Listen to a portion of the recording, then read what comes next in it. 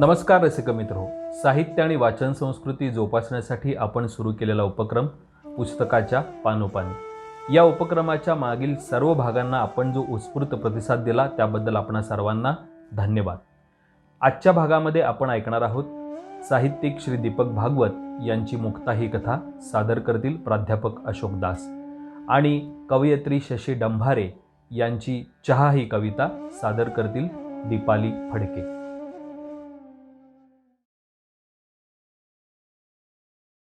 रसिको नमस्कार. पुस्तकाच्या पानोपानी या उपक्रमात मी आज सादर करतो आहे मुक्ता नावाची कथा. कथेचे लेखक आहेत दीपक भागवत. मुक्ताला प्रथम पाहिलं तो दिवस. तसा मी परत लग्न करण्याच्या मनस्थितीतच नव्हतो. 6 महिन्यापूर्वीचा अपघात आणि स्मिताचं रक्ताच्या थारोळ्यातलं प्रेत माझ्या डोळ्यासमोरून हलत नव्हतं. रॉंग साईडने येणाऱ्या सायकलवरच्या लहान मुलाला वाचवायला गेलो आणि माझी स्कूटर खड्ड्यात गेली. वर्षाच्या स्वातीला घेऊन बसलेली स्मिता उडून पडली आणि एक कार तिच्या दैवगती कशी असते पहा. स्वातीही बाजूला जाऊन पडली, पण तिला साधं खरचटलंही नाही. मला फक्त वेळ लागायचं बाकी होतं. पराकोटीचं दुःख काय असतं याचा अनुभव मी घेतला. महिनाभर नोकरीलाच गेलो नाही. स्वातीची मावशी याच गावात राहते. तिच्याकडं ती स्वातीला घेऊन गेली. पण असं किती दिवस चालणार?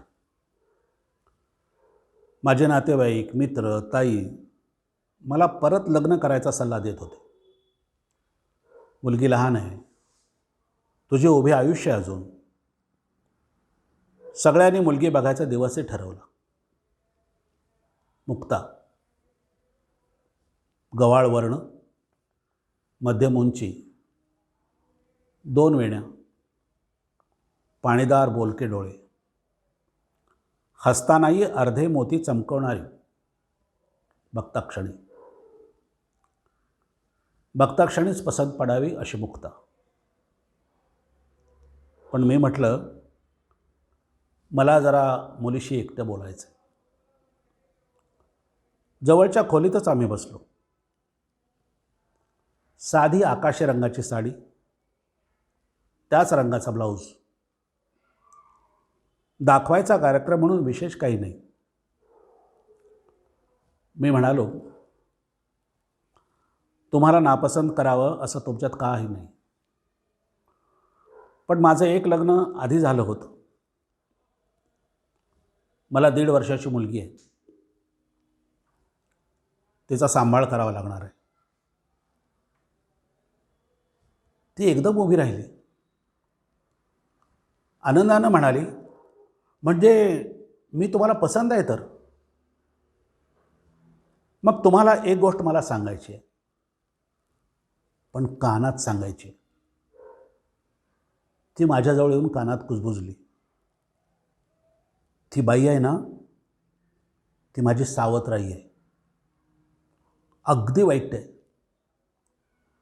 आत्ता प्रेमानं वागते ना, ते नाटक आहे.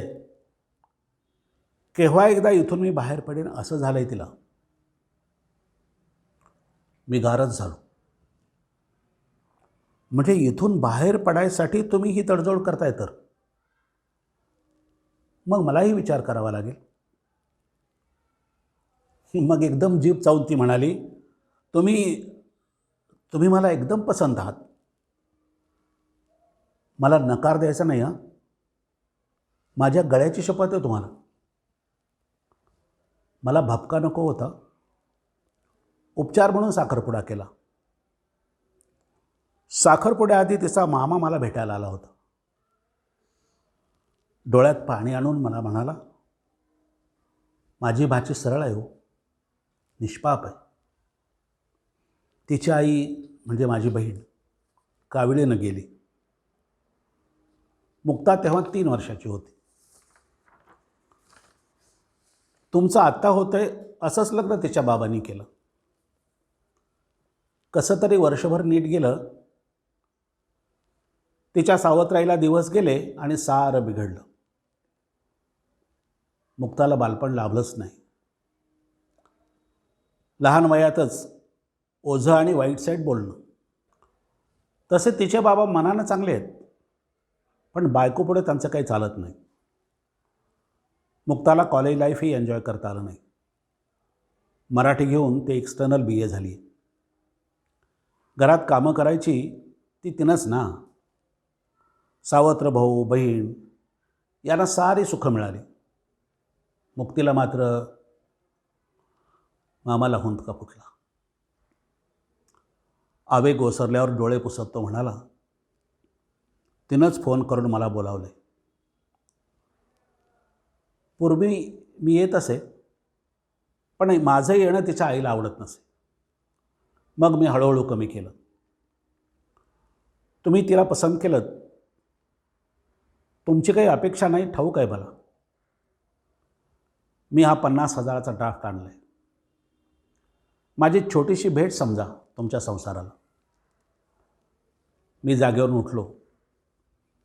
त्यांच्या पाठीवर हात ठेवून म्हणालो, लाख मोलाची भाची देत आहे, पैसे देऊन मला छोटं करू नका. माझ्या गळ्याची शपथ आहे तुम्हाला. शेवटच्या वाक्यानं मामा दिलखुलास हसला.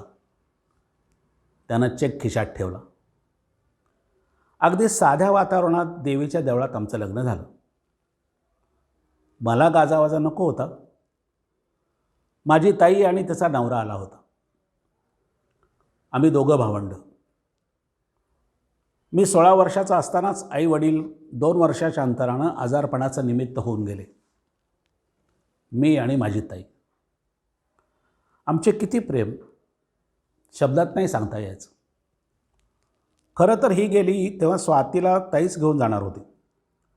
पण मीच म्हणालो, अगं ताई, ती मावशीकडेच राहू दे, म्हणजे मी तिला रोज भेटेन तरी. लहान मुलांच्या फिरवावा तसा ताईनं माझ्या गालावरून हात फिरवला. मला आणि स्वातीला जवळ घेऊन रडली होती. ताई प्रथमच मुक्ताला बघत होती. ती लग्नाआधी 2 दिवस आली.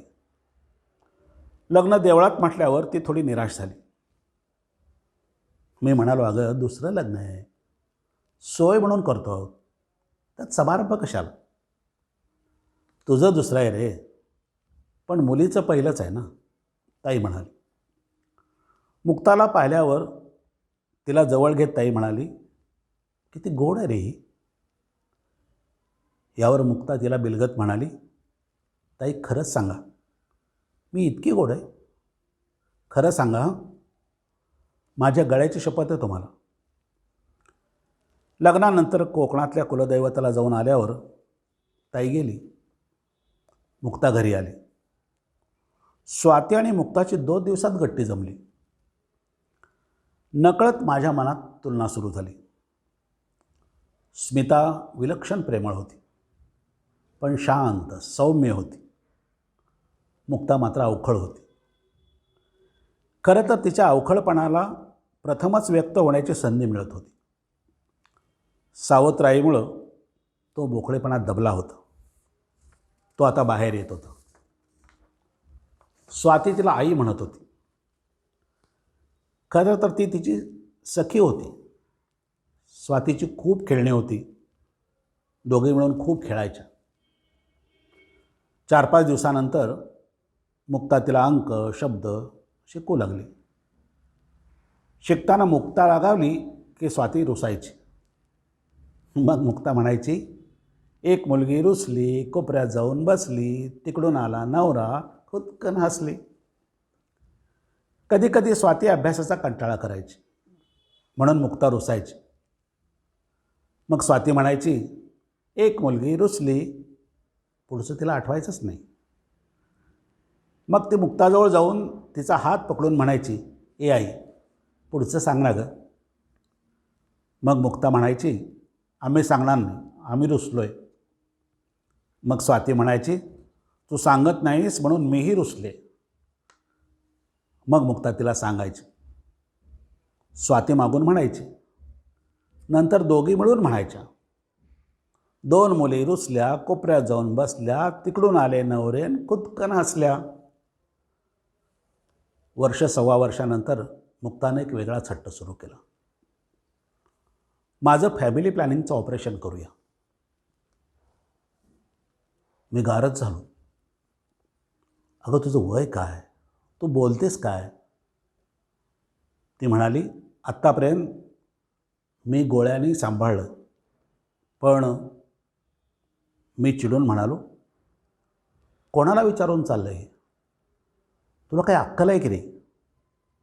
मला तरी सांगतेस? मी म्हणजे कोणीच नाही का? शे. मुक्ता म्हणाली, मला माझं प्रेम स्वातीशिवाय कोणालाही द्यायचं नाही. मी तिच्यावर जास्त चिडत म्हणालो, स्वाती माझी मुलगी आहे. माझी मुलगी नाही? मुक्ताने एकदम विचारलं. मी एकदम गोंधळून गेलो. नंतर म्हणालो, तुझीही मुलगी आहे, पण त्यासाठी हे सगळं कशासाठी? मुक्ताचा चेहरा बदलला. ती निर्धारानं म्हणाली, परक्याचं ते परक्याचं आणि आपलं ते आपलंच. मी खूप भोगलं आहे ते, आणि मला स्वातीची आई व्हायचं आहे, सावत्राई व्हायचं नाही आहे. मला माझ्या पोटचं मूल झालं की माझे मन, माझे प्रेम मी माझेच सांगू शकत नाही. आता मला कोणतंही अपयश येणाऱ्या परीक्षेला द्यायचं नाही. माझ्यावरती वेळच यायला नको. मी तसं वचन दिले स्मिताताईंना. मी एकदम चमकलो. काय म्हणालीस? मुक्ता कपाटाजवळ गेली. तिने हिचा फोटो तिच्या कप्प्यात ठेवला होता. स्मिताताईशी मी रोज गप्पा मारते, स्वातीच्या गोष्टी सांगते, तुमच्याविषयी सांगते. त्या बोलतात माझ्याशी. खूप चांगल्या आहेत त्या. मीच त्यांना वचन दिले, माझं ऑपरेशन करायचं म्हणजे करायचं. माझ्या गळ्याची शपथ आहे तुम्हाला. प्रेम किरण जोशी म्हणून माझा डॉक्टर मित्र आहे. तो फॅमिली प्लॅनिंगचे ऑपरेशन्सही करतो. त्याला विश्वासात घेऊन सगळं सांगितलं. सगळं ठरलं. एक दिवस स्वातीला तिच्या मावशीकडे ठेवून मी आणि मुक्ता दवाखान्यात गेलो. प्रेम किरण मुक्ताला म्हणाला, वहिनी 2च मिनटं बाहेर बसा, मी व्यवस्था झाली की बोलावतो तुम्हाला. त्याचे माझे ठरल्याप्रमाणे त्याने माझे ऑपरेशन केले. ऑपरेशन झाल्यावर तो बाहेर आला. तोपर्यंत मुक्ता अस्वस्थ. इतका वेळ झाला तरी आपल्याला कोणी बोलवत का नाही? प्रेम किरण बाहेर येऊन म्हणाला, वहिनी ऑपरेशन झालं आहे, आता मित्राला भेटायला हरकत नाही. माझं नावच सन्मित्र आहे, सारे मला मित्र म्हणतात. काय? मुक्ता जोरात किंचाळली. प्रेम किरण काहीच बोलला नाही. मुक्ता पाय आपटत आत आली. नाही, कायमची गट्टी फूक. ठीक आहे, मग मी तरी हॉस्पिटलमधून घरी कशाला येऊ? मी जातो दुसरीकडे कुठेतरी, मी हसून म्हणालो. ती एकदम जवळ आली. माझ्या छातीवर डोकं ठेवून म्हणाली, तुमच्याशिवाय मी कसं जगू शकेन? तुम्ही स्वतःच. ती रडू लागली. तिच्या पाठीवर थोपटत मी म्हणालो, तुझे काय आणि माझे काय, परिणाम तोच ना. मुक्ता, स्वाती दोघींचं अलौकिक सख्य होतं. स्वाती शरीरानं मनानं मोठी होत होती. मुक्ता स्वातीबरोबर मनानं प्रगल्भ बनत होती. मी मुक्ताचं लायब्ररीत नाव घातलं. चांगली चांगली पुस्तकं वाचून ती स्वातीला गोष्टी सांगायची. मुक्तामुळे स्वातीलाही वाचनाची गोडी लागली. बघता बघता स्वाती कॉम्प्युटर इंजिनियर झाली. घरात कॉम्प्युटर आला. केवळ प्रॅक्टिसनं मुक्ताही कॉम्प्युटरमध्ये तरबेज झाली. मुक्ताचं ग्रास्पिंग अफाट होतं. मुक्ताचा मामा नेहमी यायचा. मला तो रावसाहेब म्हणायचा. मी त्याला मामासाहेब म्हणायचो. तो मला म्हणाला, रावसाहेब, तुमचे उपकार मी कोणत्या शब्दात मानू?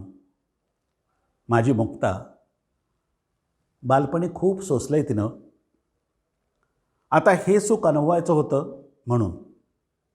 पण रावसाहेब, कधी कधी तिच्या बालिशपणाचा तुम्हाला त्रासच होत असेल नाही? मला भरून आलं. गहिवर आवरून मी म्हणालो, मामासाहेब, अहो तुमची भाची म्हणजे प्रेमाचा निखळ झरा आहे हो.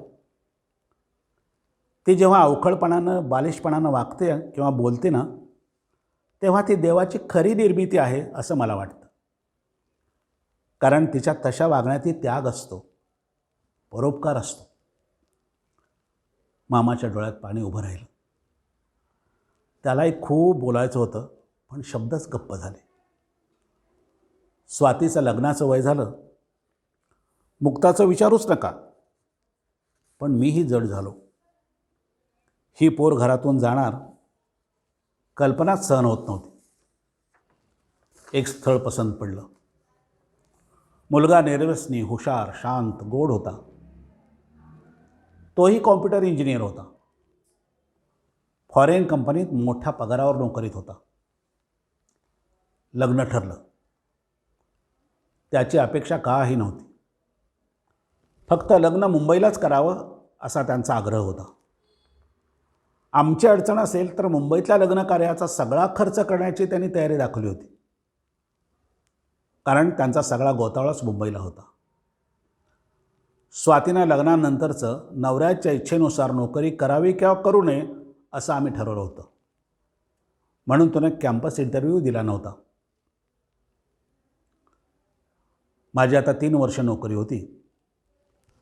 त्या दिवशी मी माझं पासबुक घेऊन हिशेब करीत होतो. 1.5 लाख शिल्लक होते. प्रॉव्हिडंट फंडातून बिनपरतीचं कर्ज काढावं की काय असा विचार सुरू होता.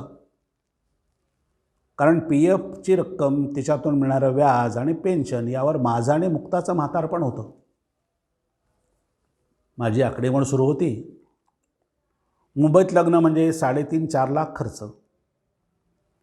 शिवाय आमची हाऊस म्हणून स्वातीला. पुन्हा मला भरून आलं. मी पासबुक मिटलं. डोळे मिटून गप्प बसलो. मुक्तानं माझ्या खांद्यावर हात ठेवला तेव्हा भानावर आलो. मुक्तानं माझ्या गालावरून ओघळणारे अश्रू पदरानं पुसले. तुम्ही जसं करणार असाल तर मग मी काय करायचं? मी आता जे तुम्हाला सरप्राईज देणार आहे ते निमूटपणे घ्यायचं. माझ्या स्वातीसाठीच ठेवलं आहे मी. खरं तर तुमचंच आहे ते, पण तुम्ही नाही म्हणायचं नाही. आपल्या लग्नाच्या वेळी मामानं तुम्हाला 50,000 देऊ केले होते. तुम्ही ते नाकारले. त्यानं माझं बँकेत खातं उघडून मला पासबुक दिलं. तुम्ही सगळा घरखर्च करण्यासाठी मला पैसे द्यायचात ना. दरमहा मी उरलेले पैसे बँकेत भरायचे. मोठी रक्कम झाली की मुदतबंद ठेव करायची. तिनं माझ्यासमोर पावत्या आणि पासबुकं ठेवली. 4.5 लाख जमले होते. माझ्याजवळ शब्दच नव्हते. डोळ्यातून अश्रू गळू लागले. प्रेमानं मला जवळ घेत मुक्ता म्हणाली, माझ्या गळ्याची शपथ आहे ना तुम्हाला, असं रडायचं नाही. खूप थाटामाटात स्वातीचं लग्न करायचं. पण खरं सांगू, स्वाती सासरी जाणार या कल्पनेनं मीही असं म्हणून तेही रडू लागले. स्वाती सगळं ऐकत होती. तिलाही राहवलं नाही. तीही आम्हा दोघांना बिलगून रडू लागली आणि तिनंही आपल्या अश्रूंना वाट मोकळी करून दिली. धन्यवाद.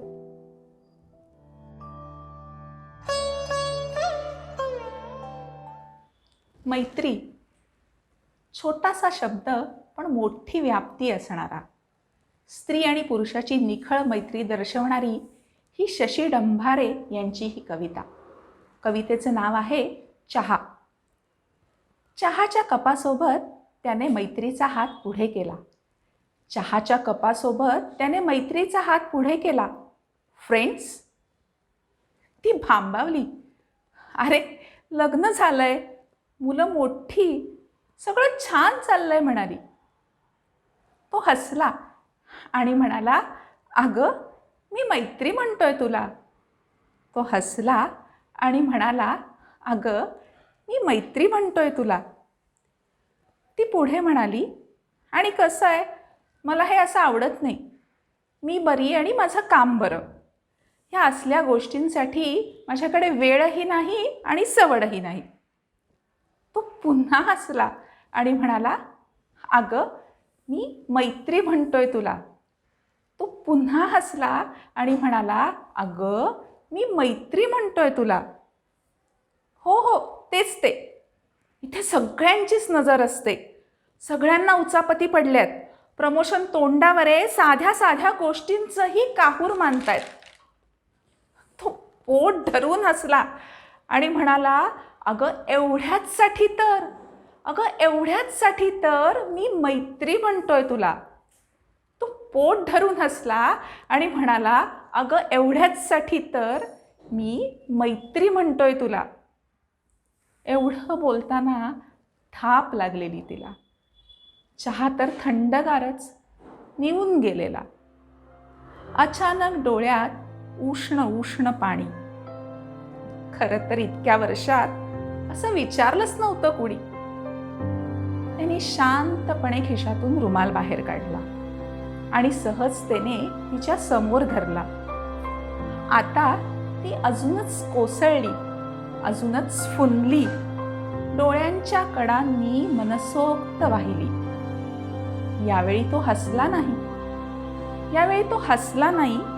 तिच्या नजरेत नजर रोखून म्हणाला, एवढ्याचसाठी तर मी मैत्री म्हणतोय तुला. एवढ्याचसाठी तर मी मैत्री म्हणतोय तुला. धन्यवाद. रसिक हो, या साहित्यिक उपक्रमाला जास्तीत जास्त लाईक करा, शेअर करा आणि मनोरंजन मंडळ इचलकरंजी हे चॅनल सबस्क्राईब करा. आणि हो, बेल आयकॉन दाबायला विसरू नका हां. पुन्हा भेटूया पुढील मंगळवारी नवीन कथा आणि नवीन कवितेसह. धन्यवाद.